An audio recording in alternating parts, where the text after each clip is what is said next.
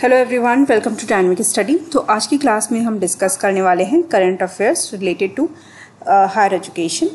तो आज की जो हमारी क्लास है इसमें हम डिस्कस करेंगे एनसीएफ के बारे में। एनसीएफ देखिए, एनसीएफ एक नेशनल करिकुलम फ्रेमवर्क है जिसका एक ड्राफ्ट प्रिपेयर किया गया है और इसमें एक ब्लूप्रिंट बनाया गया है स्कूल एजुकेशन से रिलेटेड। इसमें क्या होगा, इन्होंने अभी ये ड्राफ्ट है, ये फाइनल नहीं है, बट इस वक्त इसकी बातें चल रही है, तो इसलिए इम्पॉर्टेंट है कि हमें इसके बारे में जो मेजर पॉइंट्स हैं वो पता होने चाहिए। तो ये बेसिकली रिफ्लेक्ट करेगा changing needs of student and societal needs.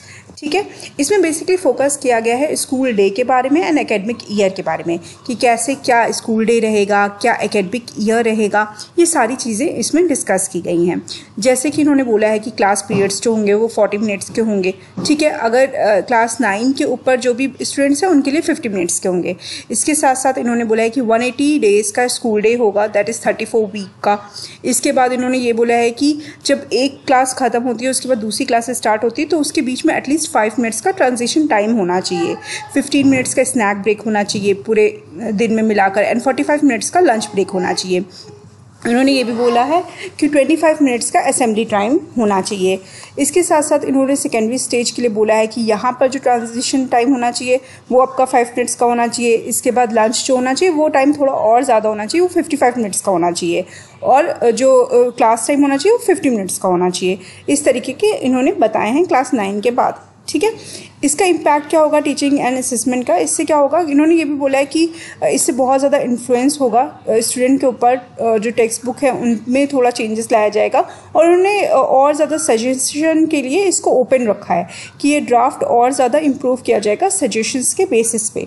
ठीक है, 2005 में इससे पहले एक बार ड्राफ्ट किया गया था इस तरीके का, बट उसका बहुत ज़्यादा क्रिटिसिज्म हुआ था, तो इसलिए वो सारी कमियों को दूर करके ये नया ड्राफ्ट बनाया गया है एनसीएफ का। देन इन्होंने एक चीज़ और दी है जो इम्पॉर्टेंट है, वो ये है कि board examination end semester system इन्होंने लगाने की बात कही है। इन्होंने कहा है कि बोर्ड एग्जाम्स जो होने चाहिए वो सेमेस्टर के बेसिस पे होने चाहिए, जैसे कि आपका ग्रेजुएशन एंड पोस्ट ग्रेजुएशन में होता है। तो ये है हमारा इम्पॉर्टेंट आप बोल सकते हैं कि टॉपिक। ठीक है, एनसीएफ क्या है ये जानना ज़रूरी है एंड एनसीएफ का फुल फॉर्म क्या होता है ये ज़रूरी है। ड्राफ्ट फेज़ में है अभी, जब फाइनल हो जाएगा तब ये इम्पॉर्टेंट हो जाएगा, बट अभी ड्राफ्ट में है, तो इसलिए क्या क्या ड्राफ्ट इन्होंने किया है, क्या डिज़ाइन किया है, ये सारी चीज़ें आपको पता होनी चाहिए। तो बेसिकली ये स्कूल ईयर के लिए है, स्कूल टाइमिंग के लिए है, लंच टाइम वगैरह है इसमें। ठीक है, सेमेस्टर सिस्टम इन्होंने इंट्रोड्यूस किया है, ये सारी चीज़ें उन्होंने इंट्रोड्यूस की है। आई होप ये क्लास आपको क्लियर होगी। Thank you so much.